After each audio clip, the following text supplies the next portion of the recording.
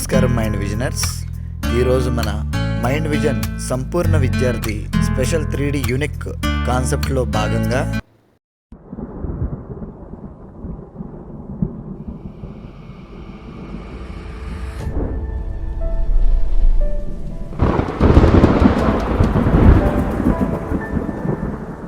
Mind vision యొక్క సంపూర్ణ విద్యార్థి special కాన్సెప్ట్లో భాగంగా గురువారం రోజున జరిగే మా ప్రత్యేక కార్యక్రమం థర్స్డే థండర్కు స్వాగతం. ఈ రోజు మనం మన పిల్లల భవిష్యత్తుకు అవసరమైన విలువైన విషయాలను, మంచి అలవాట్లను మరియు సంస్కారాన్ని నేర్పించడంపై దృష్టి పెడతాం.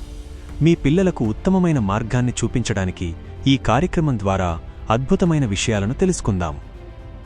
థర్స్డే థండర్ మన పిల్లలకి మంచి గ్రోత్ కోసం మృదువుగా తల్లిదండ్రులు తమ పిల్లలతో మాట్లాడుతున్నట్లుగా.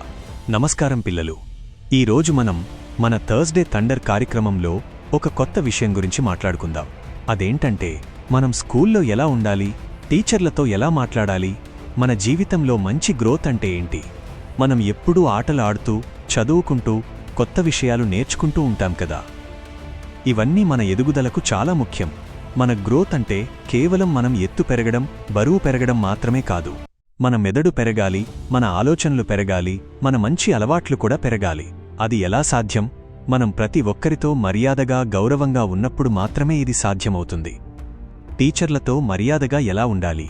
స్కూల్లో మనకి అమ్మ, నాన్న లాంటి వాళ్లు ఎవరు? మన టీచర్లు. వాళ్లు మనకి ఎంతో ప్రేమతో కొత్త విషయాలు నేర్పిస్తారు, మనల్ని మంచి మార్గంలో నడిపిస్తారు. అందుకే మనం టీచర్లతో ఇలా ఉండాలి. 1. గౌరవంగా పలకరించడం. టీచర్ని చూడగానే నవ్వుతూ నమస్కారం టీచర్ లేదా గుడ్ మార్నింగ్ టీచర్ అని చెప్పాలి. క్లాస్లోకి వెళ్లేటప్పుడు, వచ్చేటప్పుడు కూడా ఇలాగే పలకరించాలి. ఇది ఒక మంచి సంస్కారం. 2. శ్రద్ధగా వినడం.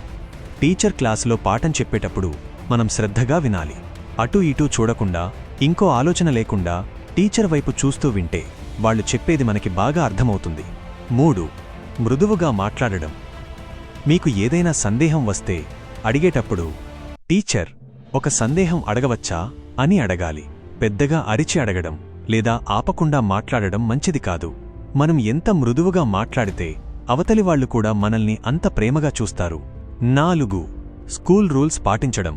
టీచర్లు చెప్పే రూల్స్ను మనం తప్పకుండా పాటించాలి. బడిలో ఎలా ఉండాలి, క్లాసులో ఎలా కూర్చోవాలి, హోంవర్క్ ఎలా చేయాలి అనేవి వాళ్లు మన మంచి కోసమే చెప్తారు. గ్రోత్ అంటే ఏంటి? ఒక ఉదాహరణతో తెలుసుకుందాం.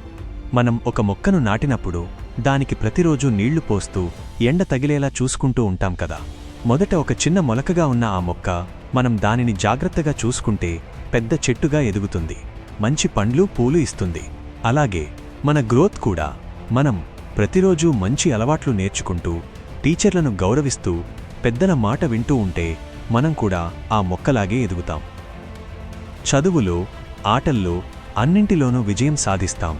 ఇలా చేయడం వల్ల మనం సమాజంలో ఒక మంచి వ్యక్తిగా మారతాం. అందరికీ ఇష్టమైన పిల్లలుగా పేరు తెచ్చుకుంటాం. ఇదే మన మంచి గ్రోత్. మరి మనం ఈ రోజు నుంచి మంచి గ్రోత్ కోసం ఏం చేద్దాం? ఈ స్క్రిప్ట్ ద్వారా తల్లిదండ్రులు తమ పిల్లలతో సులభంగా మాట్లాడవచ్చు మరియు వారికి మంచి అలవాట్లు, సంస్కారం గురించి నేర్పించవచ్చు. ఇది మీకు సహాయపడుతుందని ఆశిస్తున్నాను.